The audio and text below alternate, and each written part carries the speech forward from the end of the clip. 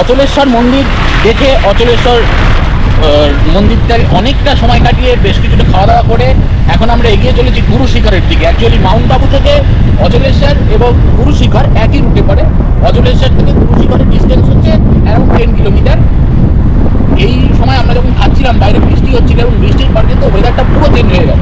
এখন চারিদিকে মেঘ, একটু আগে দেখলাম পাশ দিয়ে মেঘ ভেসে ভেসে যাচ্ছে, তখন আমরা ছবিটা ক্যাপচার করতে পারিনি। ভীষণ সুন্দর সিনিক জায়গাটা, চারিদিকে সবুজ। আমাদের গাড়ি এগিয়ে চলেছে গিরি শিখরের দিকে। Welcome to Mantas travel. আমি সুস্মিতা আর আমার সাথে আছে অগ্নি। এর আগের ব্লগে তোমাদের নিয়ে গিয়েছিলাম অচলেশ্বর টেম্পল আর অচলগড় ফোর্টে। যারা তোমরা এখনো আগের ব্লগটা আমার দেখোনি, লিংক দিয়ে দিলাম, অবশ্যই দেখে নিও।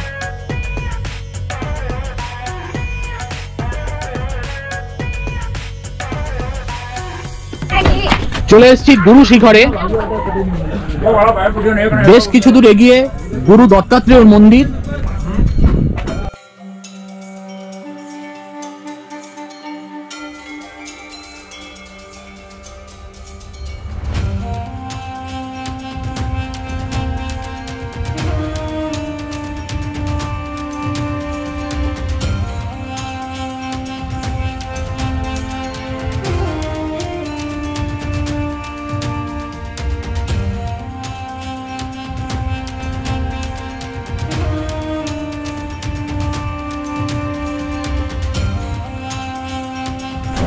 গুরু শিখরের প্রথম মন্দির হচ্ছে এটা। এর মধ্যে ফটোগ্রাফি অ্যালাউড না, তাই বাইরে থেকে দেখালাম। আর যে অপূর্ব ল্যান্ডস্কেপটা আমরা দেখতে পাচ্ছি সেটা একটু দেখাই।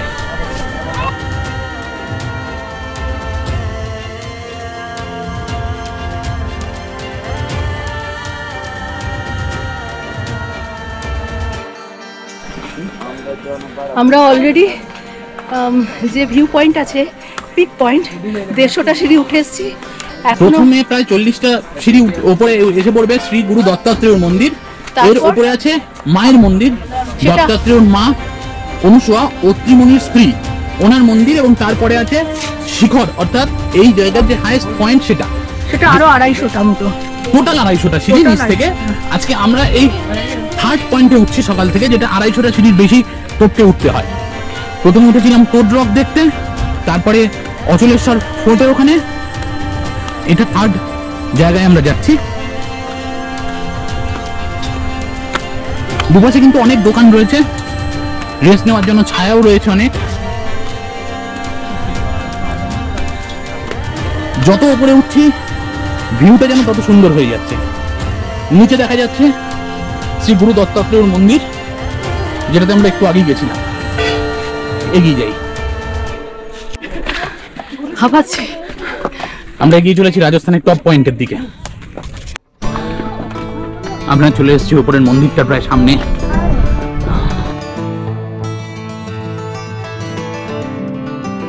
ওটা আরো সুন্দর।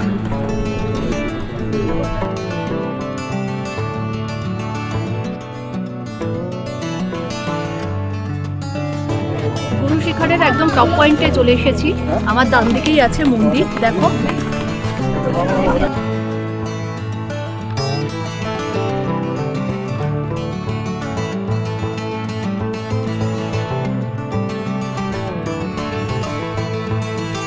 এখান থেকে আমাদের বাদিকের যে ভিউটা সেইটা পাওয়া যাচ্ছে।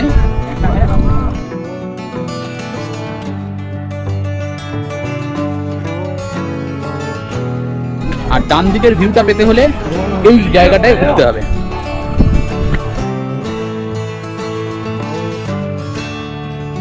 যেটা আমরা বললাম।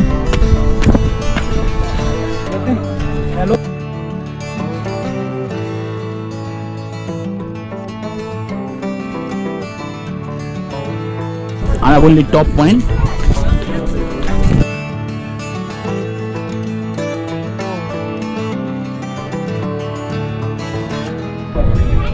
আমরা আছি শ্রীগুরু শিখরের একদম টপে। রাজস্থান রাজ্যের আরাবল্লী পাহাড়ের সব থেকে উপরের অংশ হচ্ছে এই পয়েন্টটা। এখান থেকে পুরো বার্ডস আই ভিউতে চারিদিক দেখা যায়।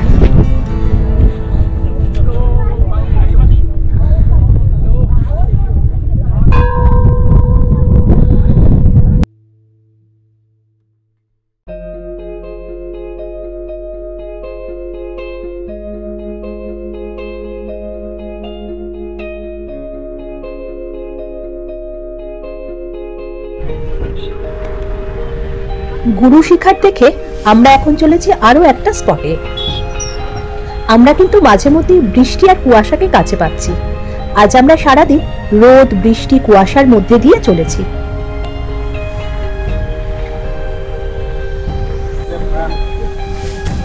এটা মাউন্ট আবুর আরেকটা সাইট সিন, যেটার নাম হচ্ছে লাভার্স পয়েন্ট। এখান থেকে একটা প্যানোরামিক ভিউ পাওয়া যায়।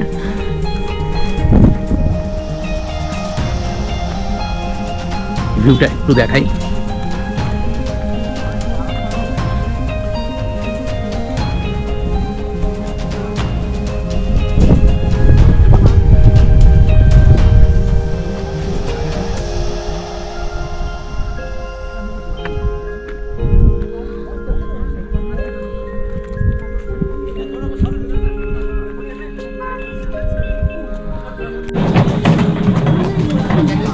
আমরা এখন সানসেট ভিউ পয়েন্টে যাচ্ছি। দুভাবে যাওয়া যায়, একটা এরকম ঠেলে আর একটা হচ্ছে ঘোড়ায়। আমাকে ঠেলে নিয়ে যাচ্ছে, আমার খুব মজা লাগছে। আমি ফার্স্ট টাইম এরকম এক্সপিরিয়েন্স হচ্ছে। লাভার্স পয়েন্ট থেকে আমরা অলরেডি চলে এসেছি সানসেট পয়েন্টে। এইভাবে ঠেলা গাড়িতে পার হেড পড়বে 100 টাকা করে, আর ঘোড়ার পিঠে চড়ে গেলে পার হেড 200 টাকা করে। অনেকেই আছে যারা হেঁটেও যায়। তাছাড়া স্কুটিও এখানে ভাড়া পাওয়া যায়। কোনো রকম বাইরের গাড়ি এখানে অ্যালাউ করে না। অনেকটা হেঁটে পৌঁছতে হবে সানসেট পয়েন্টে, তাই আমরা নিয়েছি ঠেলা গাড়ি।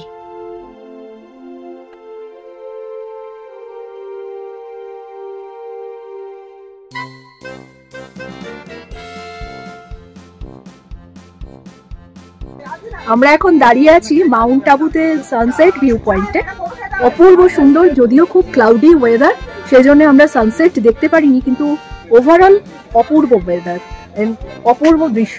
দেখো আকাশ লাল, 6:30 বাজে।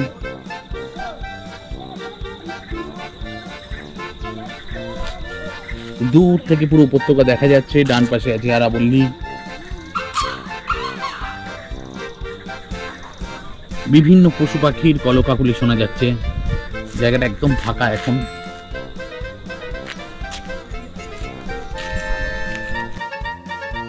সারাদিন প্রচুর ঘুরে আমরা এখন ফিরে চলেছি আমাদের রিসর্টের দিকে। গিয়ে খাবো প্রচুর স্ন্যাক্স, আর সাথে থাকবে নির্ভেজাল আড্ডা। চলো তোমরাও আমাদের সঙ্গে আড্ডাতে সঙ্গ দিতে চলো। আমরা এখন দাঁড়িয়ে আছি মাউন্ট আবুর তে। আমাদের যে হোটেলটা, সেই তার বাইরে ব্যালকনিটাতে, ব্যালকনির বাইরের একটা অংশ, পেছনেই খাদ, দূরে আরাবল্লী, ছোট ছোট জোনাকির মতো আলো জ্বলছে, দারুণ দেখতে লাগছে। এর মধ্যে আমরা একটু ইভিনিং স্ন্যাক্স খাচ্ছি। আর কি কি খাচ্ছি দেখাচ্ছি তোমাদের। স্যালাড, চানা মশলা, আর বাদ বাকি সব আসছে। চলে এসেছে চিকেন দানা। এবার আমাদের স্ন্যাক্সে চলে এসেছে পাপড়, মশলা পাপড়। আমাদের পোশাক আশাক দেখে বুঝতেই পারছো খুব ঠান্ডার মধ্যে বসে আছি। খুব ঠান্ডা না, কিন্তু ভালোই ঠান্ডা। বাগানের মধ্যে বসে আন্ডা কুচি নিলাম। এবার এখানকার খাবার সম্পর্কে বলবো, সেটা হচ্ছে খাবারটা ওভারঅল খুব ভালো, খুব ভালো।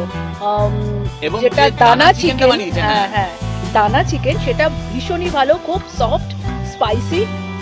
ওপরে চাট মশলা একদম, যেটা পকোড়াতে অনেক সময় একটা তেল তেলে ব্যাপার লাগে, সেটা কিন্তু লাগছে না, একদম ড্রাই ব্যাপারটা, কিন্তু দারুণ খেতে। বলে আমরা আবার অর্ডার করেছি। আর চানা, মিক্স চানা সম্পর্কে কি আর বলবো, ওটাও সবসময় সুপার হিট হয়। হ্যাঁ, তো এখন আমরা খাবো হচ্ছে আন্ডা ভুজি। পরে বলছি তোমাদের খেয়ে এটা কেমন লাগে। দেখতে তো এরকম হয়েছে। ডিনার চলে এসেছে। ডিনারে আছে রুটি, জিরা রাইস, রাজস্থানি চিকেন আর সালাদ।